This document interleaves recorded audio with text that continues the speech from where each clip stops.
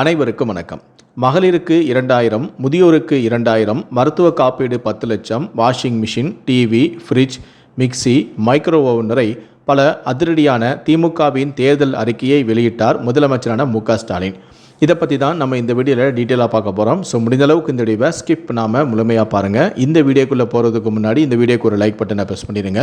நீங்கள் இது வரைக்கும் என்னோட சேனலை சப்ஸ்கிரைப் பண்ணாமல் இருந்தீங்கன்னா மறக்காமல் சப்ஸ்கிரைப் பண்ணிக்கோங்க. கூடவே அந்த பெல் சிம்லையும் மறக்காமல் கிளிக் பண்ணிக்கோங்க. சரி, வாங்க இப்போ நாம் வீடியோக்குள்ளே போகலாம். பெரும் எதிர்பார்ப்புகளுக்கு இடையே திமுகவின் தேர்தல் அறிக்கை வெளியானது.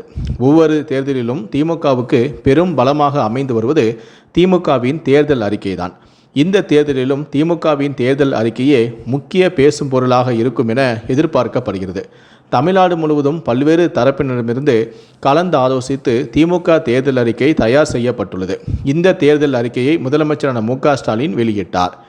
திமுக ஆட்சிக்கு வந்த பிறகு தமிழ்நாட்டை முதலிடத்திற்கு கொண்டு வந்துள்ளேன் என்றும், எந்த மாநில அரசும் இந்த அளவுக்கு மாபெரும் சாதனைகளை நிகழ்த்தவில்லை என்றும், தமிழ்நாட்டை கெடுக்க நினைக்கும் கூட்டம்தான் திமுகவை எதிர்க்கிறது என்றும், கடந்த 5 ஆண்டுகளின் சாதனைகளை விஞ்சும் வகையில் திராவிட மாடல் 2.0 இருக்கும் என்றும், பாஜக சதியை முறியடித்து மகளிருக்கு 5000 ரூபாயை வழங்கினோம் எனவும் முதலமைச்சர் மு.க. ஸ்டாலின் கூறினார்.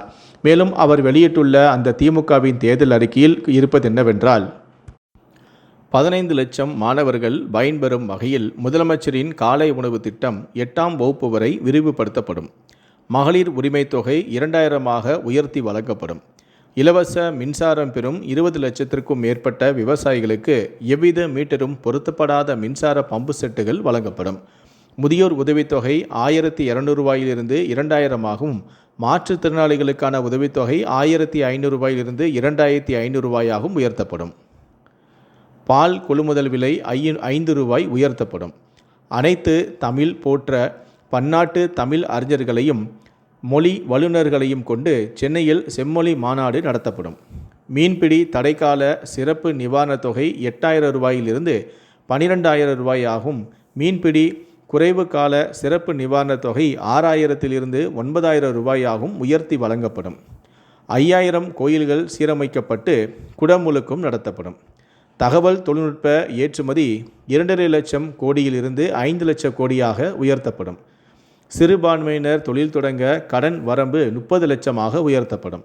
35 லட்சம் உயர்கல்வி பயிலும் மாணவர்களுக்கு லேப்டாப் வழங்கப்படும். அனைத்து மாவட்டங்களிலும் உணவு தங்குமிட வசதியுடன் தரமாய்ந்த விளையாட்டு விடுதிகளும் உருவாக்கப்படும். திருச்சி, மதுரை, சேலம் அருகில் புதிய நகரங்களும் உருவாக்கப்படும். நெல் குவிண்டால் ஒன்றுக்கு 3500 ரூபாயாக உயர்த்தப்படும். 1.5 லட்சம் அரசு காலி பணியிடங்கள் நிரப்பப்படும். 1000 குழந்தை காப்பகங்கள் உருவாக்கப்படும். அடுத்த 5 ஆண்டுகளில் 10,000 பேருந்துகள் இயக்கப்படும். இல்லத்தரசி கூப்பன் 8000 ரூபாய் மதிப்பிலான கூப்பனை பயன்படுத்தி washing machine, TV, fridge, mixie, micro oven மற்றும் மின் அடுப்புகள் போன்ற வீட்டு உபயோகப் பொருட்களை வருமான வரி செலுத்தாத குடும்பங்களைச் சேர்ந்த இல்லத்தரசிகள் புதிதாக வாங்கிக் கொள்ளலாம் அல்லது ஏற்கனவே பயன்படுத்தி வரும் பழைய பொருட்களை மாற்றிக்கொள்ளலாம் என்றும் கூறியுள்ளார். மேலும் மொழி போராட்ட வரலாற்றை அறிய பொள்ளாச்சியில் காட்சிக்கூடம் அமைக்கப்படும். நிகர சாகுபடி பரப்பு 50 லட்சம் ஹெக்டேராக உயர்த்தப்படும். பத்திரிகையாளர்களின் குழந்தைகளின் கல்விக்கான உதவித்தொகை 2 மடங்காக உயர்த்தப்படும். தமிழ்நாட்டின் அனைத்து பகுதி வளர்ச்சிகளையும் உறுதி செய்ய 20,000 மதிப்பீட்டில் சிறப்பு வளர்ச்சி திட்டம் உருவாக்கப்படும். அனைத்து மாநகராட்சிகள், முக்கிய நகராட்சிகளில் 50 புதிய செம்மொழி பூங்காக்கள் உருவாக்கப்படும். அனைத்து அரசு கலை கல்லூரிகளில் வைஃபை வசதியுடன் டிஜிட்டல் கற்றல் மையங்கள் அமைக்கப்படும்.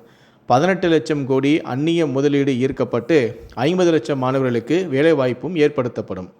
மதுரை, சேலம், கோவை உள்ளிட்ட 11 மாவட்ட அரசு மருத்துவமனைகளில் புற்றுநோய் நவீன சிகிச்சை மையம் அமைக்கப்படும். முதலமைச்சர் மருத்துவ காப்பீடு திட்டத்தில் காப்பீடு தொகை 10 லட்சமாக உயர்த்தப்படும். 8வது ஊதியக்குழு அறிக்கையை ஒன்றிய அரசு செயல்படுத்தியதும் அதனை மாநில அரசு ஊழியர்களுக்கும் செயல்படுத்த குழு அமைக்கப்படும். அரசு அலுவலர்கள், ஆசிரியர்களுக்கான பதவி உயர்வுகள் உரிய நேரத்தில் கிடைக்க நடவடிக்கை எடுக்கப்படும். தொழில்துறை வளர்ச்சிக்காக 18 லட்சம் கோடி அந்நிய முதலீடு ஈர்க்கப்படும் என்றும், தகவல் தொழில்நுட்ப ஏற்றுமதி 5 லட்சம் கோடியாக உயர்த்தப்படும் என்பது இலக்காக நிர்ணயிக்கப்பட்டுள்ளதாம். திமுகவின் இந்த தேர்தல் அறிக்கை சூப்பர் ஸ்டாராக களமிறங்கியுள்ளது என்றும், ஹீரோவும் தேர்தல் அறிக்கை தான், ஹீரோயினும் திமுகவின் தேர்தல் அறிக்கை தான் என முதலமைச்சரான மு.க. ஸ்டாலின் கூறியிருக்கிறார்.